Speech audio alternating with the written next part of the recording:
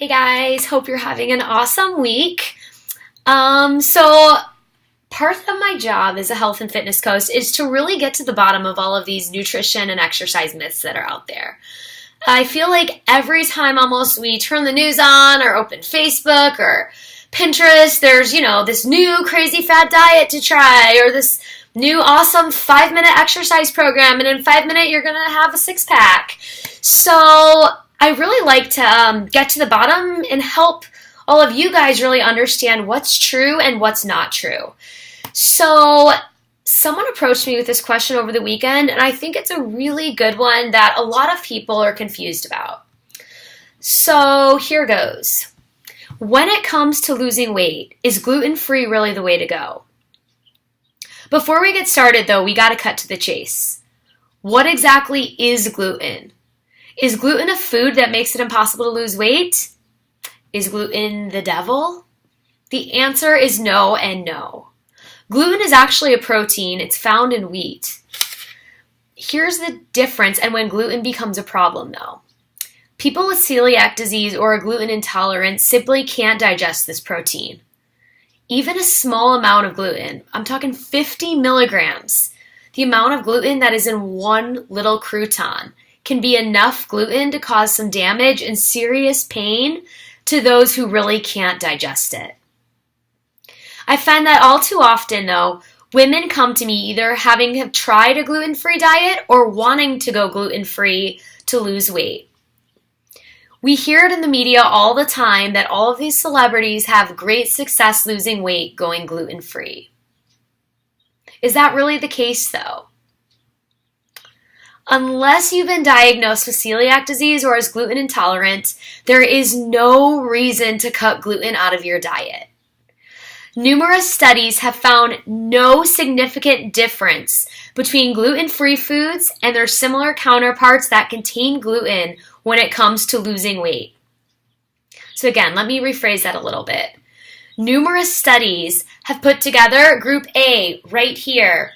They eat gluten-free foods, they eat, vegetables. If they do choose foods such as complex carbs, they make sure they're gluten-free. So gluten-free bread, pasta, all of that stuff. That's Group A here.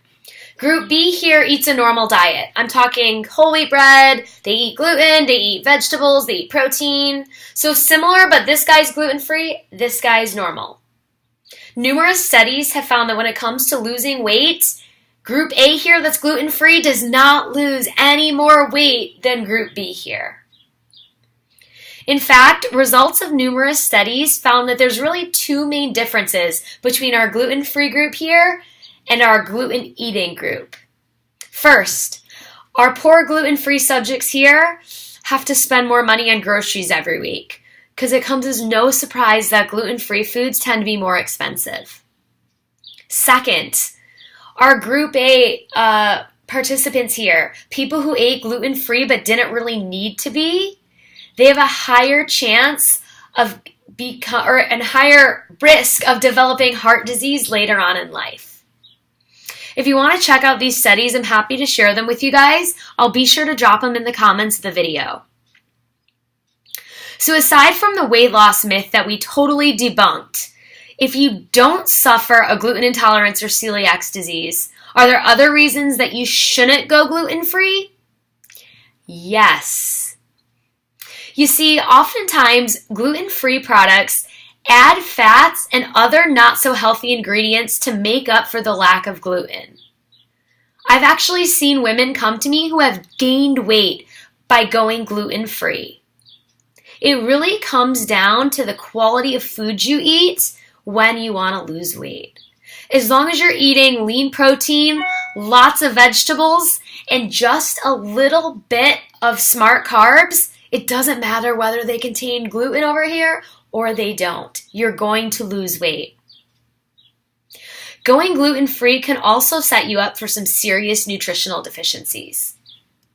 Fortified whole wheat breads and cereals have become a major source of B vitamins here in the US. This can be a problem for all humans, but especially for women who are either pregnant or are hoping to have kids one day. If you're lacking those important B vitamins that are found in whole wheat foods, it can cause serious birth defects. Whole wheat and gluten is also a major source of dietary fiber, which our bowels need to work properly. We all know what happens when we don't eat enough fiber, and it is not a pretty situation. It can lead to nasty stomach aches, cramping, feeling full and bloated. It's just not fun. If you do need to go gluten-free, again, based on celiac disease or gluten intolerance, be sure you're supplementing fiber somewhere else. Nobody wants to be constipated. It's just not fun. One last thing I want to end on. If you notice that when you're eating wheat or gluten, you do tend to get a stomach ache, please go see your doctor. They can run easy tests today to help determine if you have celiac disease or if you're gluten intolerant. If you're even thinking about becoming gluten-free for either a vanity purpose, a health purpose, to feel better, anything, again, please discuss it with your doctor first. That's all I have for you today. If you have any other questions about gluten, please drop them in the comments, shoot me a message, anything. I'm happy to help you guys understand more about this. Again, I'm going to leave 2 studies in the comments. Feel free to check them out if you have time, and I'll talk to you guys soon. Enjoy the rest of your day.